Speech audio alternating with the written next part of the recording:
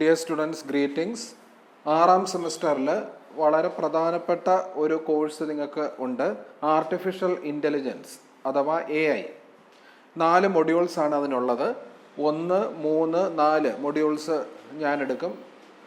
അതുപോലെ 2ാമത്തെ മൊഡ്യൂള് ലോജിക്കാണ്, അത് ഗേളി മിസ് എടുക്കും. ഈ സബ്ജക്റ്റിനെ സംബന്ധിച്ചിടത്തോളം 1ാമത്തെ മൊഡ്യൂള് ഇന്ന് നമുക്ക് സ്റ്റാർട്ട് ചെയ്യാം. ആദ്യമായിട്ട് വാട്ട് ഈസ് ആർട്ടിഫിഷ്യൽ ഇൻ്റലിജൻസ്, എന്താണ് ആർട്ടിഫിഷ്യൽ ഇൻ്റലിജൻസ് എന്നും എന്താണ് അതിലെ ഘടകങ്ങളെന്നും എപ്പോഴാണ് ഒരു മെഷീൻ ആർട്ടിഫിഷ്യലി ഇൻ്റലിജൻ്റ് ആണെന്ന് ക്ലെയിം ചെയ്യപ്പെടാവുന്നത് എന്നും ആർട്ടിഫിഷ്യൽ ഇൻ്റലിജൻസ് ഏതൊക്കെ ടൈപ്പിലുണ്ട്, എന്തൊക്കെയാണ് അതിൻ്റെ ആപ്ലിക്കേഷൻസ് പഠിക്കുന്ന സമയത്ത് ഏറ്റവും പ്രധാനപ്പെട്ട സോഫ്റ്റ്വെയർ സിസ്റ്റംസ് ഏതൊക്കെയാണ്, അതിൽ നോളജ് ബേസ്ഡ് സിസ്റ്റം എന്ന് പറയുന്ന ഒരു പ്രധാനപ്പെട്ട ആർട്ടിഫിഷ്യൽ ഇൻ്റലിജൻസ് സോഫ്റ്റ്വെയർ സിസ്റ്റം ഉണ്ട്, അതിനെക്കുറിച്ചും അതിൽ നോളജ് എങ്ങനെയാണ് ഉപയോഗിച്ച് ആർട്ടിഫിഷ്യൽ ഇൻ്റലിജൻസ് ഉണ്ടാക്കുന്നതെന്നും നമുക്ക് പഠിക്കണം. So let us start with what is artificial intelligence. Artificial intelligence is the branch of computer science concerned with making computers behave like humans. നിങ്ങൾക്കറിയാം, മെഷീൻസും human ബീയിങ്സും തമ്മിലുള്ള വ്യത്യാസം എന്താണ്? മെഷീൻസിനെ സംബന്ധിച്ചിടത്തോളം പല പ്രവർത്തികളും ചെയ്യാൻ ഉതകുന്ന രീതിയിൽ നമുക്ക് നിർമ്മിച്ചെടുക്കാം. മനുഷ്യനും പല പ്രവർത്തികൾ ചെയ്യാനുള്ള കഴിവുണ്ട്. എന്നാൽ ഇൻ്റലിജൻ്റ് ആയിട്ട് പ്രവർത്തികൾ ചെയ്യാനായിട്ടുള്ള കഴിവ് മനുഷ്യന് മാത്രം ഉള്ള പ്രത്യേകതയാണ്, അല്ലെങ്കിൽ ലിവിങ് ബീയിങ്സിന് മാത്രം ഉള്ള പ്രത്യേകതയാണ്. അതിൽ ഏറ്റവും അഗ്രഗണ്യനായി നിൽക്കുന്ന ആൾക്കാരാണ് ഹ്യൂമൻ ബീയിങ്സ് അഥവാ മനുഷ്യർ. സോ ആർട്ടിഫിഷ്യൽ ഇൻ്റലിജൻസ് എന്ന് പറഞ്ഞാൽ കമ്പ്യൂട്ടർ സയൻസിൽ ഏറ്റവും ലേറ്റസ്റ്റ് ആയിട്ട് ഡെവലപ്പ് ചെയ്യപ്പെട്ട ബ്രാഞ്ചസിൽ വരുന്ന ഒരു ഡൊമെയിനാണ്. It is concerned with making computers or machines behave like humans.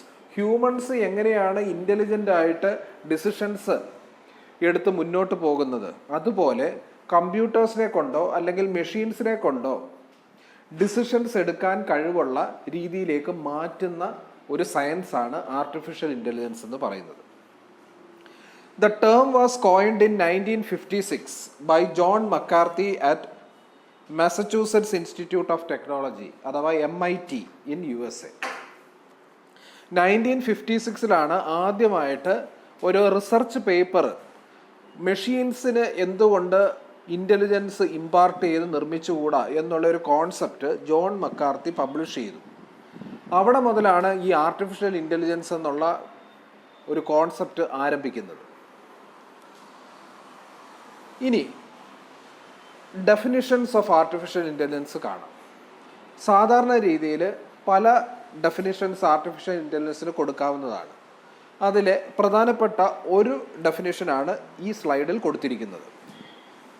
AI refers to artificial intelligence, which means making machines capable of performing intelligent tasks like human beings. ഇപ്പോൾ പലപ്പോഴും ആർട്ടിഫിഷ്യൽ ഇൻ്റലിജൻസ് ക്വസ്റ്റ്യനിൽ 1ാമത്തെ question ചോദിക്കുന്നത് define AI അല്ലെങ്കിൽ what is artificial intelligence എന്നാണ്. അതിൻ്റെ ഉത്തരമാണ് AI refers to artificial intelligence and it means that you are making machines എന്ന് ഉദ്ദേശിക്കുന്ന കമ്പ്യൂട്ടർ മാത്രമല്ല, പലതരം മെഷീൻസ്. നിങ്ങൾക്കറിയാം, റോബോട്ട് എന്ന് പറഞ്ഞ ഒരു യന്ത്രമനുഷ്യൻ എന്നാണ് നമ്മൾ വിളിക്കാറുള്ളത്.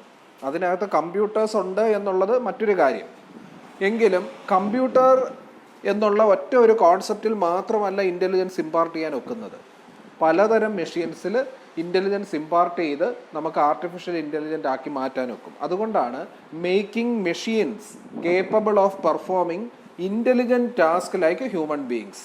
നോർമൽ ടാസ്ക് ചെയ്യാൻ പല മെഷീൻസിനും ഒക്കും, പക്ഷേ ഇൻ്റലിജൻറ്റ് ടാസ്ക് ചെയ്യണമെങ്കിൽ ഹ്യൂമൻ ബീയിങ്സിന് മാത്രമേ സാധിക്കൂ. അതുപോലെ നമുക്ക് മെഷീനെ മാറ്റിയെടുക്കാൻ സഹായിക്കുന്ന ഒരു ബ്രാഞ്ച് ഓഫ് സയൻസ് ആണ് ആർട്ടിഫിഷ്യൽ ഇൻ്റലിജൻസ് എന്ന് പറയുന്നത്.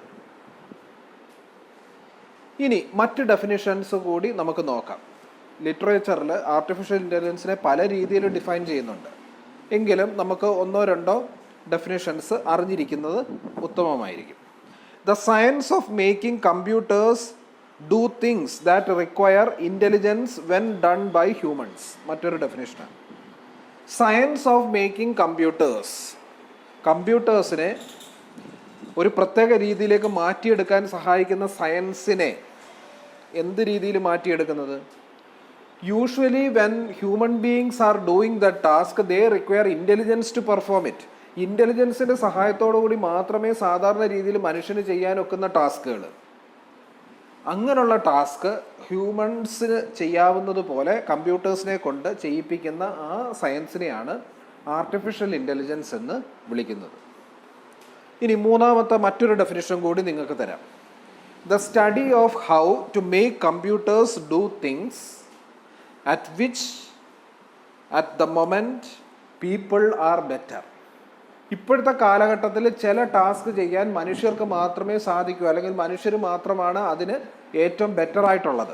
അങ്ങനെ ഇപ്പോൾ മനുഷ്യർ മുൻപന്തിയിൽ നിന്ന് ചെയ്യുന്ന ചില ടാസ്കുകളുണ്ട്, മനുഷ്യന് മാത്രം ക്ലെയിം ചെയ്യാവുന്ന ആ കഴിവ്. അത് കമ്പ്യൂട്ടേഴ്സിനെ കൊണ്ടോ അല്ലെങ്കിൽ മെഷീൻസിനെ കൊണ്ടോ എടുപ്പിക്കാൻ സഹായിക്കുന്ന രീതിയിൽ അതിനെ മാറ്റിയെടുക്കുന്ന ബ്രാഞ്ച് ഓഫ് സ്റ്റഡി, അതിനെയാണ് ആർട്ടിഫിഷ്യൽ ഇൻ്റലിജൻസ് എന്ന് പറയുന്നത്. അപ്പോൾ ഈ മൂന്ന് ഡെഫിനേഷൻസിലെ ഏതെങ്കിലും ഒരു ഡെഫിനേഷൻ നന്നായിട്ട് പഠിച്ചു വെച്ചേക്കുക. അപ്പോൾ ഇതിനകം തന്നെ നിങ്ങൾക്ക് മനസ്സിലായി എന്താണ് ആർട്ടിഫിഷ്യൽ ഇൻ്റലിജൻസ് എന്ന് പറഞ്ഞാൽ. മെഷീൻസിനെ അഥവാ കമ്പ്യൂട്ടേഴ്സിനെ പ്രോബ്ലം സോൾവിങ്ങിന് ഉപയോഗിക്കുന്നുണ്ട് ഇപ്പോൾ. പക്ഷേ ഇൻ്റലിജൻറ്റ് പ്രോബ്ലം സോൾവിങ്ങിന് ഉപയോഗിക്കുമ്പോൾ ആ കമ്പ്യൂട്ടേഴ്സിന് ഇൻ്റലിജൻസ് ഉണ്ട്, അഥവാ ആർട്ടിഫിഷ്യൽ ഇൻ്റലിജൻസ് സ്പെസിഫിക് ആയിട്ട് പറഞ്ഞാൽ ഉണ്ട് എന്ന് നമുക്ക് ക്ലെയിം ചെയ്യാം. ഇനി സാധാരണ രീതിയിൽ നമ്മളൊരു മെഷീനെയോ അല്ലെങ്കിൽ ഒരു കമ്പ്യൂട്ടറിനെയോ നോക്കിക്കാണുമ്പോൾ ആരെങ്കിലും ഒരു വ്യക്തിക്ക് ആ കമ്പ്യൂട്ടറിനെയോ ആ മെഷീനെയോ ഇങ്ങനെ വിശേഷിപ്പിക്കാൻ ഒക്കുമെങ്കിൽ എങ്ങനെ? ഇത് ആർട്ടിഫിഷ്യൽ ഇൻ്റലിജൻസ് കേപ്പബിലിറ്റി ഉള്ള കമ്പ്യൂട്ടറാണ്, ഇത് ആർട്ടിഫിഷ്യൽ ഇൻ്റലിജൻസ് കേപ്പബിലിറ്റി ഉള്ള ഒരു മെഷീനാണ് എന്ന് ഒരു വ്യക്തിക്ക് ഒരു മെഷീനെയോ കമ്പ്യൂട്ടറിനെയോ വിളിക്കാൻ കഴിയുന്നെങ്കിൽ തീർച്ചയായിട്ടും ഈ താഴെ പറയാൻ പോകുന്ന 6 പ്രധാനപ്പെട്ട കേപ്പബിലിറ്റിയിൽ എല്ലാമോ അതിലെ ഏറ്റവും പ്രധാനപ്പെട്ട ചിലതോ ആ കമ്പ്യൂട്ടറിനോ ആ മെഷീനോ ഉണ്ടായിരിക്കും. മനസ്സിലായോ? ഏതെങ്കിലും ഒരു മെഷീനോ അല്ലെങ്കിൽ കമ്പ്യൂട്ടറിനെയോ ആർട്ടിഫിഷ്യൽ ഇൻ്റലിജൻറ്റ് എന്ന് വിളിക്കണമെങ്കിൽ it has to possess 6 capabilities. It is not essential that a machine or a computer has to possess all the 6 together. ഈ 6 ഒരുമിച്ച് വേണമെന്നൊന്നും ക്ലെയിം ഇല്ല. ഇതിലെ ചിലത് അല്ലെങ്കിൽ മൊത്തത്തിലുള്ളത് എന്നാണ് പറഞ്ഞിരിക്കുന്നത്. 3 ഉണ്ടെങ്കിൽ ആർട്ടിഫിഷ്യൽ ഇൻ്റലിജൻസിൻ്റെ കേപ്പബിലിറ്റി അതിനുണ്ടെന്ന് ക്ലെയിം ചെയ്യാം. 6 ഉണ്ടെങ്കിൽ പെർഫെക്റ്റ് ആർട്ടിഫിഷ്യൽ ഇൻ്റലിജൻസ് കേപ്പബിലിറ്റി ഉള്ളതാണെന്ന് നമ്മൾ പറയാം. സാധാരണ രീതിയിൽ ഈ 6 ഉള്ള ഏറ്റവും ലേറ്റസ്റ്റ് ആയിട്ടുള്ള ഒരു എക്സാമ്പിളാണ് റോബോട്ട്സ്. നിങ്ങൾ സയൻസ് ഫിക്ഷൻ ഫിലിംസിലും എല്ലാം കണ്ടിട്ടുള്ള ഒന്നാണ്. ആർട്ടിഫിഷ്യൽ ഇൻ്റലിജൻസിൻ്റെ പാരമ്യം എന്ന് പറയുന്നത് ഒരു എക്സാമ്പിളായിട്ട് കാണിക്കാവുന്ന മോഡേൺ ഡേ സയൻറ്റിഫിക് റോബോട്ട്സ് ആണ്. ഓക്കെ, ബാക്കിയുള്ളതിനെല്ലാം 1, 2, 3 കേപ്പബിലിറ്റി കാണും. നമുക്ക് നോക്കാം ഏതൊക്കെയാണ് അതിന് കേപ്പബിലിറ്റി എന്ന്. The first capability of artificial intelligent machines or computers are natural language processing. രണ്ടാമത്തത് knowledge representation capability.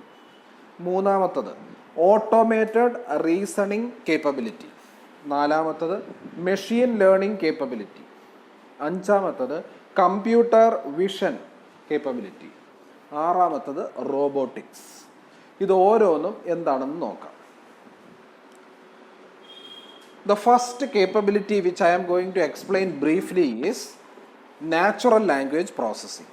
So what basically is natural language processing? അത് ഞാൻ എക്സ്പ്ലെയിൻ ചെയ്തു തരാം. ഒരു മനുഷ്യനെ സംബന്ധിച്ചിടത്തോളം ആ മനുഷ്യന് ചെവി എന്ന് പറയുന്ന അവയവം വെച്ച് ആരെങ്കിലും സംസാരിക്കുന്നത് ഏത് ഭാഷയിലാണോ അവൻ പഠിച്ചിട്ടുള്ളത് ആ ഭാഷയിലാണ് അത് സംസാരിക്കുന്നതെങ്കിൽ അവനത് മനസ്സിലാക്കി എടുക്കാനായിട്ടുള്ള കഴിവുണ്ട്. ഓക്കെ, മനുഷ്യനുള്ള ഒരു പ്രത്യേക കഴിവാണ്. ആ ഇൻ്റലിജൻസിനെ കോൺട്രിബ്യൂട്ട് ചെയ്യുന്ന ഒരു കഴിവ് എന്താണെന്ന് ചോദിച്ചാൽ മനുഷ്യന് ചെവി എന്നുള്ള അവയവം കൊണ്ട് ചെവി ഉപയോഗിച്ച് കേട്ട് മനസ്സിലാക്കി എടുക്കാനൊക്കും. നാച്ചുറൽ ലാംഗ്വേജ് പ്രോസസ്സിംഗ് എന്ന് പറഞ്ഞാൽ to enable the device so that it can communicate successfully in a language like ഇംഗ്ലീഷോ ചൈനീസോ മറ്റ് ഏതെങ്കിലും ഭാഷയിൽ ആ മെഷീനുമായിട്ട് ഇൻ്ററാക്ട് ചെയ്യുമ്പോൾ ആ മെഷീനിന് നിങ്ങൾ ഇൻട്രാക്ട് ചെയ്യുന്നത് എന്താണെന്ന് മനസ്സിലാക്കാൻ കഴിവുണ്ടെങ്കിൽ, മനുഷ്യനാണെന്നുണ്ടെങ്കിൽ ഒരു സെൻറ്റൻസ് കേട്ട് കഴിഞ്ഞാൽ പല രീതിയിൽ അത് ചിന്തിച്ച് മനസ്സിലാക്കിയെടുക്കും. അതുപോലെ നാച്ചുറൽ ലാംഗ്വേജിൽ സംസാരിക്കുമ്പോൾ അത് പ്രോസസ്സ് ചെയ്ത് അത് മനസ്സിലാക്കി എടുക്കാനായിട്ടുള്ള കഴിവ് നമുക്ക് ഇമ്പാർട്ട് ചെയ്യാം. ഒരു ഉദാഹരണം നിങ്ങളോട് ഞാനിപ്പോൾ മെൻഷൻ ചെയ്യാൻ പോവുകയാണ്. നിങ്ങൾക്കറിയാമല്ലോ മോഡേൺ ഡേ വെബ് ബ്രൗസേഴ്സ്. നിങ്ങൾ ക്രോമിനകത്ത് ഗൂഗിൾ സെർച്ച് ചെയ്ത് ഗൂഗിളിൽ പോയിട്ട് ഒരു കീവേഡ് സാധാരണ രീതിയിൽ ടൈപ്പ് ചെയ്താണ് നിങ്ങൾ കൊടുക്കുന്നത്. എന്നാൽ മോഡേൺ ഡേ കമ്പ്യൂട്ടേഴ്സിലെ modern day Google Chrome offer ചെയ്യുന്ന കേപ്പബിലിറ്റി എന്താ?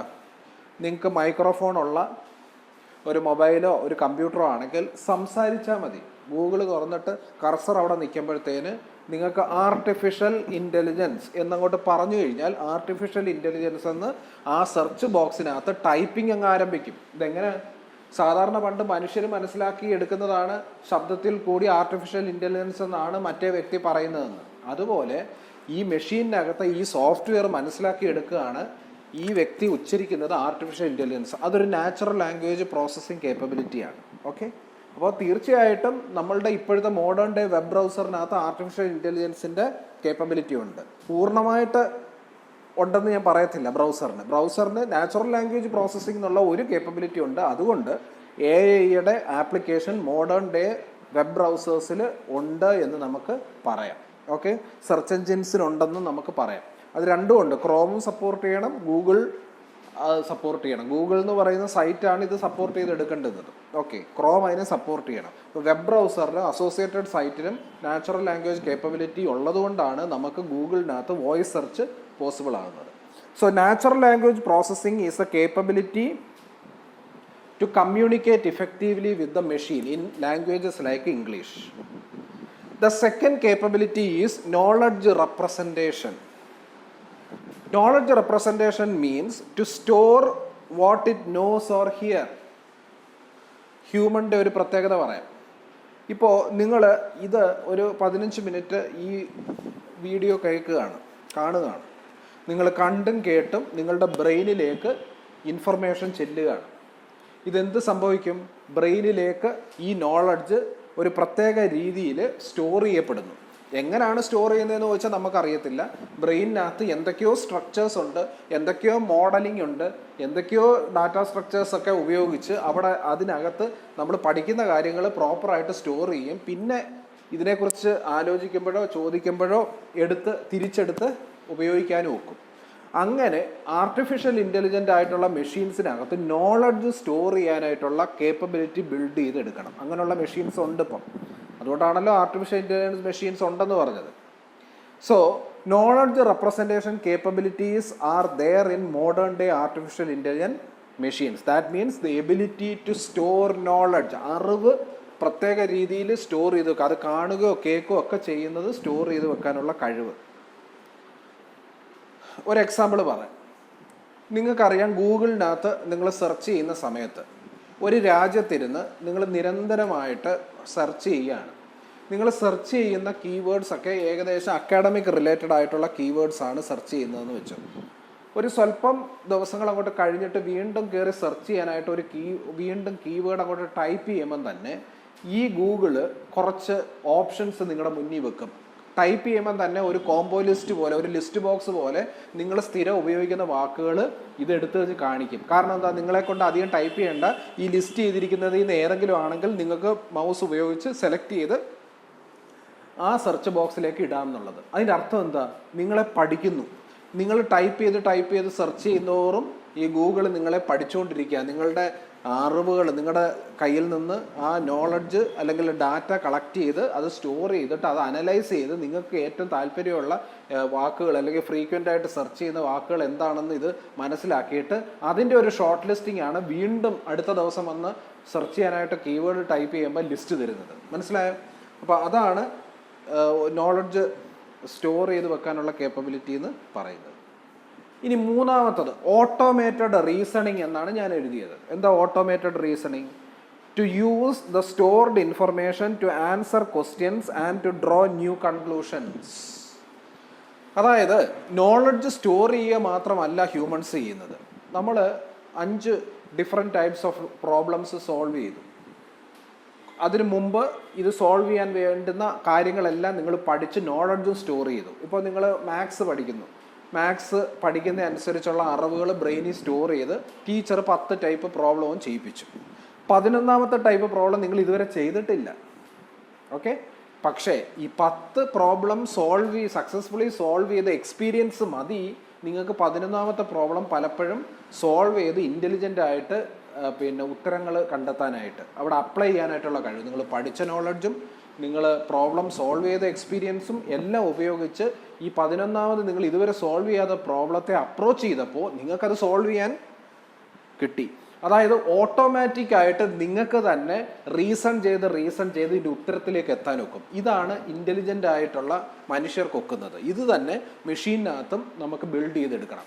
അങ്ങനെയുള്ള ഒരു കേപ്പബിലിറ്റി ഉള്ള മെഷീൻസ് ഇപ്പോൾ ഉണ്ട്. നിങ്ങൾ കേട്ടിട്ടുണ്ടല്ലോ, ഡോക്ടറിന് പകരം രോഗികൾ പോയി ഒരു സോഫ്റ്റ്വെയർ മെഷീൻ്റെ മുന്നിൽ പോയിരിക്കും, ഒരു കമ്പ്യൂട്ടറിൻ്റെ മുന്നിൽ. ഫസ്റ്റ് ക്വസ്റ്റ്യൻ ചോദിക്കും, നിങ്ങൾക്ക് ഏത് പാർട്ട് ഓഫ് ദ ബോഡിയിലാണ് അസുഖം? തലയാണോ, കൈയാണോ, കാലാണോ എന്നും പറഞ്ഞുകൊണ്ട് ഒരു ലിസ്റ്റ് ചോദിക്കും. അപ്പോൾ നിങ്ങൾ പറയും തലയാണ്. ഉടനെ അടുത്ത ക്വസ്റ്റ്യൻ, തലയുടെ ഏത് പാർട്ടാണെന്ന് പിക്ചോറിക്കലായിട്ട് കാണിക്കും. ലെഫ്റ്റ് പാർട്ടാണോ റൈറ്റ് പാർട്ടാണോ? ലെഫ്റ്റ് പാർട്ടാണെങ്കിൽ വീണ്ടും ക്വസ്റ്റ്യൻ. ഇങ്ങനെ നിരന്തരം നിങ്ങളോട് ചോദ്യം ചോദിച്ച് എങ്ങനെയാണോ ഒരു ഡോക്ടർ ഡയഗ്നോസ് ചെയ്യുന്നത്, അതുപോലെ ഒരു സോഫ്റ്റ്വെയർ ചോദ്യങ്ങൾ ചോദിച്ച് നിങ്ങളുടെ ഡാറ്റ കളക്ട് ചെയ്ത് അത് പ്രോസസ്സ് ചെയ്യും. റീസൺ ചെയ്ത് അവസാനം ഈ സോഫ്റ്റ്വെയർ പറയും നിങ്ങൾക്ക് ഉള്ള അസുഖം ഇന്നതാണ്. ഓക്കെ, അതിന് നിങ്ങൾക്ക് ഇന്ന മെഡിസിൻസ് കഴിക്കണം. ഇതിനെയാണ് മോഡേൺ ഡേയിൽ എക്സ്പെർട്ട് സിസ്റ്റം എന്ന് പറയുന്ന ഒരു സോഫ്റ്റ്വെയർ എന്ന് നമ്മൾ പറയുന്നത്. പക്ഷേ മുന്നോടിയായിട്ട് പറയാം, അതിനൊക്കെ ഓട്ടോമേറ്റഡ് ആയിട്ട് റീസണിങ് ഉണ്ട്. അതായത് സ്വന്തമായിട്ട് റീസൺ ചെയ്ത് എടുക്കാനുള്ള കഴിവുണ്ട്. അങ്ങനെയുള്ള കേപ്പബിലിറ്റി ആർട്ടിഫിഷ്യൽ ഇൻ്റലിജൻസ് സോഫ്റ്റ്വെയറിലും മെഷീനിലും വേണം. 4ാമത്തത് machine learning. It is a set of algorithms used by intelligent systems to learn from experience. നോക്ക്, ഹ്യൂമൻ ബീയിങ്സിൻ്റെ പ്രത്യേകത ഞാൻ പറഞ്ഞുതരാം. സ്വന്തമായിട്ട് ലേൺ ചെയ്യാനുള്ള കഴിവുണ്ട്. അറിവ് വെറുതെ കേൾക്കുന്നത് കൊണ്ടുപോയി സ്റ്റോർ ചെയ്യാനല്ല. ഈ അറിവ് എടുത്തിട്ട് പ്രോബ്ലം സോൾവ് ചെയ്യുമ്പം പുതിയ എക്സ്പീരിയൻസ് നോളജ് നിങ്ങൾക്ക് കിട്ടും. ഓക്കെ, നമുക്കറിയാമല്ലോ എക്സ്പീരിയൻസ് എന്ന് പറയുന്നത് വലിയൊരു ഘടകം. നിങ്ങൾ ക്രിക്കറ്റ് ആണെന്നുണ്ടെങ്കിൽ എക്സ്പീരിയൻസ്ഡ് ക്രിക്കറ്റർ ആയിരുന്നു സച്ചിൻ തെണ്ടുൽക്കറും ധോണിയൊക്കെ ഒരു പീരീഡ് കഴിഞ്ഞാൽ 10 കൊല്ലം കഴിയുമ്പോൾ. അവർ കുറച്ചുകൂടെ പ്രായമായെന്നും പറഞ്ഞുകൊണ്ട് ടീമിൽ നിന്ന് പുറത്താക്കരുത് എന്ന് പല എക്സ്പേർട്സും പറയാൻ കാര്യം എന്തോ, they have 10 years of experience. ആ എക്സ്പീരിയൻസ് ഉപയോഗിച്ച് ഏറ്റവും മെയിനായിട്ടുള്ള കളികളിലൊക്കെ അവരുടെ സാന്നിധ്യം വളരെ ഇമ്പോർട്ടൻ്റ് ആണ്. ഓക്കെ, അതുകൊണ്ടാണ് എക്സ്പീരിയൻസ് ഉള്ള ആൾക്കാരെ വേണമെന്ന് പലയിടത്തും നിഷ്കർഷിക്കുന്നത്. അത് പറയുന്നത് പോലെ ഇവർ പല സിറ്റുവേഷനിൽ കളിച്ച് ഓരോ സിറ്റുവേഷനും എങ്ങനെ പെരുമാറണം എന്ന് അവർക്കറിയാം. അതേപോലെ തന്നെ മെഷീൻ ലേണിംഗ് എന്ന് പറഞ്ഞു കഴിഞ്ഞാൽ ഈ ആർട്ടിഫിഷ്യൽ ഇൻ്റലിജൻസിനകത്ത് ബിൽഡ് ചെയ്യുന്ന മറ്റൊരു കേപ്പബിലിറ്റിയാണ് സ്വന്തമായിട്ട് ലേൺ ചെയ്ത് എക്സ്പീരിയൻസ് ബിൽഡ് ചെയ്യാനായിട്ടുള്ള കഴിവ്. അതിന് ഒരു പ്രത്യേക തരം അൽഗോരിതംസ് ഒക്കെ ഉപയോഗിച്ചാണ് ഇത് ലേണിംഗ് പ്രോസസ്സിൽ ഇൻവോൾവ് ചെയ്യുന്നത്. നമുക്ക് ഡീറ്റെയിൽഡ് ആയിട്ട് പിന്നെ പഠിക്കാം. Okay, so machine learning capability is another capability and artificial intelligence machine is having. ഇനി അതുപോലെ തന്നെ to adapt to new circumstances and to detect and extrapolate patterns. പുതിയ സിറ്റുവേഷൻ, ഞാൻ പറഞ്ഞല്ലോ പുതിയ സിറ്റുവേഷൻസിൽ എങ്ങനെ പെരുമാറണം എന്ന് ഉള്ള ഒരു കഴിവ് ഹ്യൂമൻ ബീയിങ്സിനുണ്ട്. ഓക്കെ, അതേപോലുള്ള ഒരു അഡാപ്റ്റബിലിറ്റി പല കേസസിലും ഈ ആർട്ടിഫിഷ്യൽ ഇൻ്റലിജൻസ് മെഷീൻസ് കാണിക്കാറുണ്ട്. അതിനെയാണ് മെഷീൻ ലേണിംഗ് എന്ന് പറയുന്നത്. 5ാമത്തത് കമ്പ്യൂട്ടർ വിഷൻ. കമ്പ്യൂട്ടർ വിഷൻ എന്ന് പറഞ്ഞാൽ മനുഷ്യനെ സംബന്ധിച്ചിടത്തോളം മനുഷ്യനെ ചെവിയും കണ്ണും ഉപയോഗിച്ച് കാര്യങ്ങൾ കണ്ടും കേട്ടും മനസ്സിലാക്കി എടുക്കാനൊക്കും. ഇൻ്റലിജൻ്റ് പ്രോസസ്സിങ്ങിലേക്ക് ഇൻവോൾവ് ചെയ്യാം. കണ്ണിൽ കൂടി കിട്ടുന്ന ദൃശ്യമായിട്ടുള്ള ഡാറ്റയും ചെവിയിൽ കൂടി കേൾക്കുന്ന സൗണ്ട് ഡാറ്റയും ഉപയോഗിച്ച് അവൻ പ്രോസസ്സ് ചെയ്ത് ഇൻ്റലിജൻ്റ് ആയിട്ട് ഡിസിഷൻ എടുക്കും. അതുപോലെ നമുക്ക് ആർട്ടിഫിഷ്യൽ ഇൻ്റലിജൻറ്റ് മെഷീനെ കമ്പ്യൂട്ടർ വിഷൻ എന്ന് പറയുന്ന ഒരു കേപ്പബിലിറ്റി ഇമ്പാർട്ട് ചെയ്യാനൊക്കും. നിങ്ങൾ കേട്ടിട്ടുണ്ടല്ലോ റോബോട്ട് എന്ന് പറഞ്ഞു കഴിഞ്ഞാൽ വിഷൻ കേപ്പബിലിറ്റി ഉള്ളത് അഡ്വാൻസ്ഡ് ലെവലായിട്ടുള്ള AI ആപ്ലിക്കേഷനാണ്. അപ്പോൾ എന്തെങ്കിലും robot move right, robot move left എന്ന് പറഞ്ഞു കഴിഞ്ഞാൽ അതിന് കേട്ട് അതുപോലെ ലെഫ്റ്റും റൈറ്റും പോകുന്ന റോബോട്ടുകളെ കുറിച്ച് നിങ്ങൾ ടി വിയിലും യൂട്യൂബിലും ഒക്കെ കണ്ടിട്ടുണ്ട്. അപ്പോൾ അങ്ങനെയുള്ള കേപ്പബിലിറ്റി ഉണ്ടെങ്കിൽ അതിനെ കമ്പ്യൂട്ടർ വിഷൻ എന്ന് പറയും. നമ്മൾ പറയും the ability to perceive objects. Perceive എന്ന് പറഞ്ഞാൽ എന്താ? To make computers to gain high level understanding from digital images or videos. അതായത് ഇപ്പോൾ പിന്നെ ഇതിനെ ലേൺ ചെയ്യിപ്പിച്ചെടുക്കുക, അതിന് വീഡിയോസും അതിന് ഹൈ ലെവലായിട്ടുള്ള ഡിജിറ്റൽ ഇമേജസും ഒക്കെ കൊടുത്ത് എക്സ്പീരിയൻസ് കൊടുത്തതിന് ശേഷം ഇതിനെ തുറന്നു വിട്ട് കഴിഞ്ഞാൽ ഇങ്ങനെ നടന്ന് ഒരു ഭിത്തിയുടെ ഒരു നിശ്ചിത പിന്നെ ദൂരത്തെത്തുമ്പം തന്നെ ഭിത്തി അടുത്തായി എന്ന് ഇൻഡിക്കേഷൻ കിട്ടും. എന്നിട്ട് ഭിത്തി അടുത്താണെന്നുണ്ടെങ്കിൽ അത് ലെഫ്റ്റിലോട്ട് തിരിയും. അങ്ങനെ ഒബ്സ്റ്റക്കിൾസിനെയൊക്കെ സെൻസ് ചെയ്തെടുക്കുക. ഇതൊക്കെ സെൻസറി എക്യുപ്മെൻറ്റ്സ് ഒക്കെ ഉപയോഗിച്ചാണ് ഈ കണ്ണിന് പകരം ആർട്ടിഫിഷ്യൽ ഐയും ഒക്കെ എടുക്കുന്നത്. ഓക്കെ, അപ്പോൾ കമ്പ്യൂട്ടർ വിഷൻ പല ആർട്ടിഫിഷ്യൽ ഇൻ്റലിജൻറ്റ് മെഷീൻസിലും സോഫ്റ്റ്വെയറിലും ഉണ്ടെങ്കിൽ അത് ഒരു പ്രധാനപ്പെട്ട കേപ്പബിലിറ്റിയാണ് ഉള്ളത്. And the last one, robotics. Robotics is that capability to manipulate objects and move about. നിങ്ങൾക്കറിയാം റോബോട്ടിൻ്റെ പ്രത്യേകത എന്താ? റോബോട്ട് എന്ന് പറഞ്ഞാൽ കമ്പ്യൂട്ടറിൻ്റെ കണക്ക് നമ്മളൊരു മേശപ്പുറത്ത് വെക്കുകയല്ല, അതിന് മൂവ് ചെയ്ത് മുന്നോട്ട് പോകാനൊക്കെ. It can move about and perform duties. Robot എന്ന് പറഞ്ഞാൽ പല ടാസ്കുകൾ നിങ്ങൾക്കറിയാം. മാർസിൽ തന്നെ നമ്മൾ അയച്ചിരിക്കുന്ന പേടകത്തിൽ നിന്ന് റോവർ എന്ന് പറയുന്ന റോബോട്ട് അതിൻ്റെ പ്രതലത്തിലൂടെ സഞ്ചരിക്കുകയാണ്. എന്നിട്ട് അവിടെ വെള്ളത്തിൻ്റെ സാന്നിധ്യമോ അല്ലെങ്കിൽ മിനറൽസിൻ്റെ സാന്നിധ്യമോ ഒക്കെ അത് ഡിറ്റക്ട് ചെയ്ത് സെൻസ് ചെയ്തെടുക്കുകയാണ്. അപ്പോൾ റോബോട്ട് എന്ന് പറഞ്ഞു കഴിഞ്ഞാൽ ആർട്ടിഫിഷ്യൽ ഇൻ്റലിജൻറ്റ് മെഷീനാണ് which can move about and perform various task. ചിലപ്പോൾ വളരെ വലിയ ഖനികളിലൊക്കെ മനുഷ്യൻ ഇറങ്ങിച്ചെല്ലാൻ ഒക്കാത്തടത്ത് റോബോട്ടിനെ വിട്ടിട്ട് അത് ഖനിയിലുള്ള മിനറൽസിൻ്റെയോ അല്ലെങ്കിൽ കെമിക്കൽസിൻ്റെയോ ഒക്കെ പ്രസൻസ് ഒക്കെ ഡിറ്റക്ട് ചെയ്യാനൊക്കും. അങ്ങനെ റോബോട്ടിക്സ് ഉള്ള ആർട്ടിഫിഷ്യൽ ഇൻ്റലിജൻറ്റ് കേപ്പബിലിറ്റി ഉള്ള മെഷീൻ വരെ മോഡേൺ ഡേ ഉണ്ട്. മനസ്സിലായല്ലോ? അപ്പോൾ 6 പ്രധാനപ്പെട്ട കേപ്പബിലിറ്റീസ് ആണ് മോഡേൺ ഡേയിൽ ഏറ്റവും സിഗ്നിഫിക്കൻ്റ് ആയിട്ട് ആർട്ടിഫിഷ്യൽ ഇൻ്റലിജൻസ് ഉള്ള ഒരു മെഷീനിൽ നമ്മൾ എക്സ്പെക്ട് ചെയ്യുന്നത്. എല്ലാം ഒന്നിൽ കാണണമെന്നില്ല. റോബോട്ട് എന്ന് പറയുന്നത് ഇത് 6 എണ്ണം ഉള്ള ഒരു ഏറ്റവും അഡ്വാൻസ്ഡ് ആയിട്ടുള്ള ഒരു ആർട്ടിഫിഷ്യൽ ഇൻ്റലിജൻറ്റ് ആപ്ലിക്കേഷനാണ്. വെബ് ബ്രൗസർ എന്ന് പറഞ്ഞാൽ ഇതിനകത്ത് ഏതാനും ചിലത്, നാച്ചുറൽ ലാംഗ്വേജ് പ്രോസസ്സിങ്ങിൻ്റെ കേപ്പബിലിറ്റി, നോളജ് റെപ്രസെൻറ്റേഷൻ, അങ്ങനെയൊക്കെയുള്ള ചെറിയ 3-4 എണ്ണം മാത്രം ഉള്ള കേപ്പബിലിറ്റി ഉള്ളത്. അങ്ങനെ സിമ്പിൾ മുതൽ കോംപ്ലക്സ് ആയിട്ടുള്ള കേപ്പബിലിറ്റീസ് ഉള്ള മെഷീൻസ് മോഡേൺ ഡേയിൽ കാണാം. ഓക്കെ, ഫസ്റ്റ് ഡേ ആയതുകൊണ്ട് ഞാൻ ഇത്രയും കൊണ്ട് നിർത്തുന്നു. രണ്ടാവർത്തി ഇത് കണ്ട് പഠിക്കുക. നോട്ട്സ് നിങ്ങൾക്ക് തരുന്നതായിരിക്കും.